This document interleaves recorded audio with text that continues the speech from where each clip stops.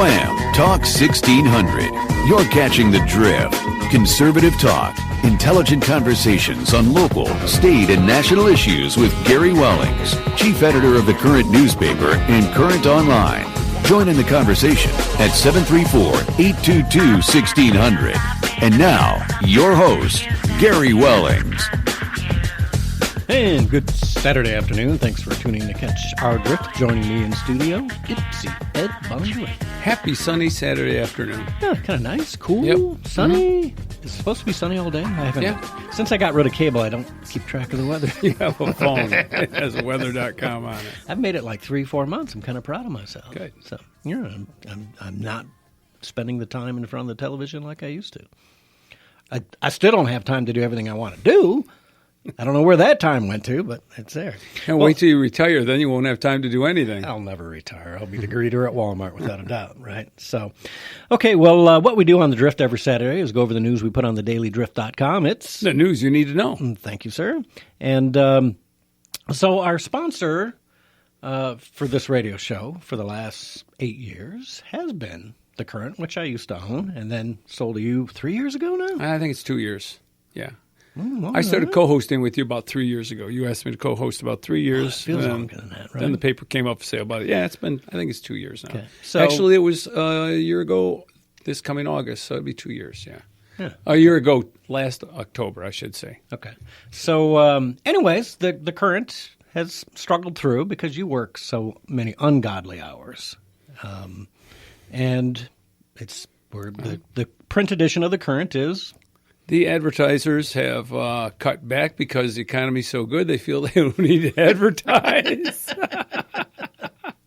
And so there's some who have stiffed us, some who have, Which is gone bankrupt. Right? Yep. And so basically when one of the anchors gave way after about a year, then it was a basically not-for-profit operation anymore, and then another guy dropped out. So right now, The Current is not making any money. I've been paying out of pocket. My wife and I have been paying out of pocket for too long. It sponsors this hour and brought us The Drift every week. And we're happy to do that. But the money's no longer there. So in 2 weeks, this is the second to last episode, Gary and I will be doing it Wham!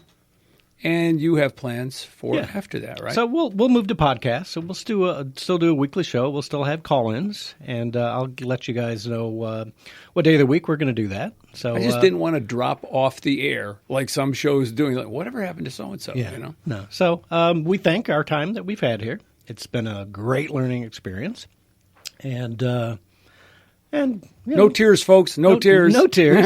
No tears. It's been a great experience. I've really enjoyed it. I have reason to believe there's going to be a good show coming on in our place. So I can't speak to that, but I heard there's probably going to be a familiar voice. Yeah, our content here is always super fabulous. So, but anyways, go to thedailydrift.com. We'll keep you abreast of what happens. It's the news you need to know. It's the news you need to know. Yeah. So we'll be good. So we've got one more show next week. I think it'll be our last one next week. Yeah. So, anyways, good to do. Send flowers, too. In lieu of flowers. Okay. So, it's kind of odd. The first thing I want to talk about is the IG report. Allegedly, the draft has been submitted by Horowitz, right? It's kind of hard to see much. They're holding it pretty tight to the vest. I haven't seen anything. Have you? I thought I read a headline on my phone yesterday that said it was submitted. Then I read news last night that was current, that wasn't like day-old news, that said he's going to submit it. So I'm kind of confused. And it's going to go to Barr first. And then Barr has to determine who he's not going to prosecute, I imagine. Right. And if you go to thedailydrift.com, I actually have 2 links on this. And one of them was a letter submitted from Horowitz's group to the senators and congressmen saying, I am submitting the draft, blah, blah, blah, blah.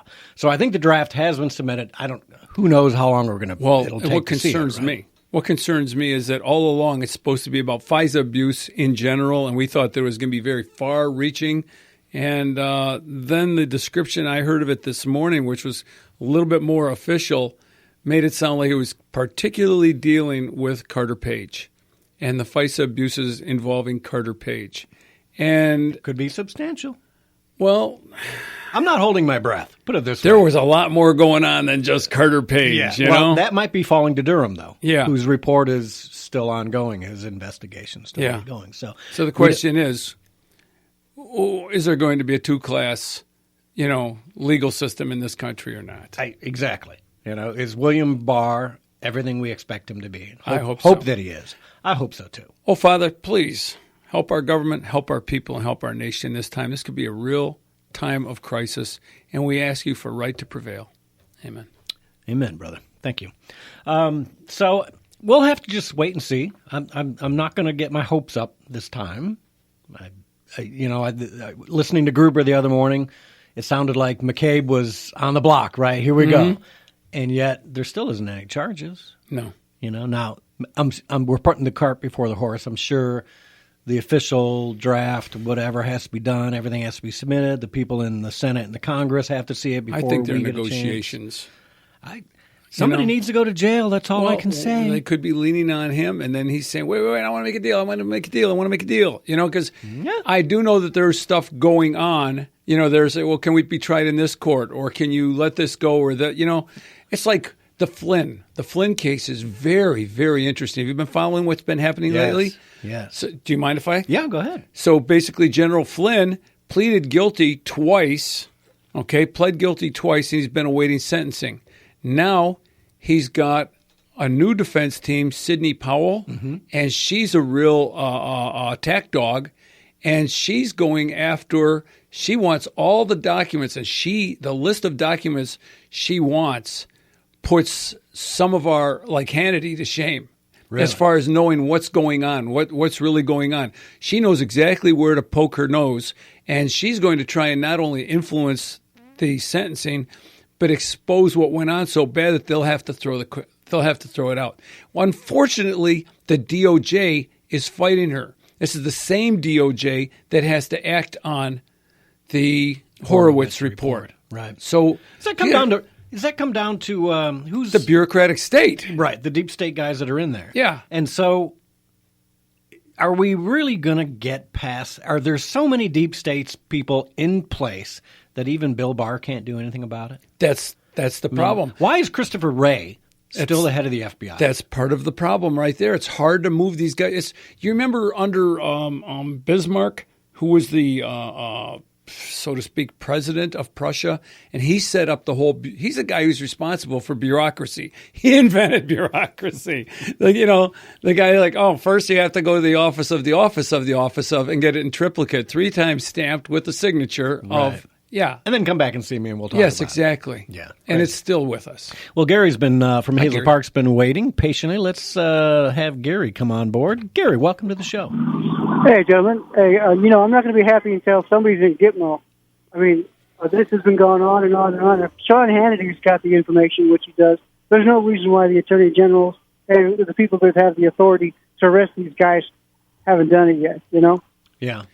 Well, as I understand it, Barr is redacting stuff for security reasons, same way he was supposed to do with the Mueller report. That, and you certainly don't want to taint anything coming up from Durham's investigation, right? I mean, I want the worst of the worst to come down. I don't mind if these small charges get glossed over because there's something bigger coming down. I want Comey and McCabe, Strzok, Page, maybe even higher up the chain. I'll let Page go if she'll turn on Strzok. Hey, I'll let Strzok go. I'm up here in Madison Heights at a Trump rally. There's a good 200 people up here. There's Bikers for Trump. There's the UAW for Trump. The Unity Bridge is here. And we're all having a good time. Everybody's waving their flags and chatting it up and having a good time. Where and there's somebody Gary? Here wants to say hi. Where at, Gary? Hi, Gary. Hi, Ed. It's Janice Daniels. How are you? Hi, Janice. Hi. I asked you to call in and report. This is the most wonderful time that I've had in a while, although I have a very exciting life, but there's so much energy here. The Rob Cortis's Trump Unity Bridge is here. Music is blaring. People are dancing flags. People are honking their horns as they pass by. It's just a great event, and I would recommend that the Tea Parties across this country get out on the streets again, because this is where we define who we are.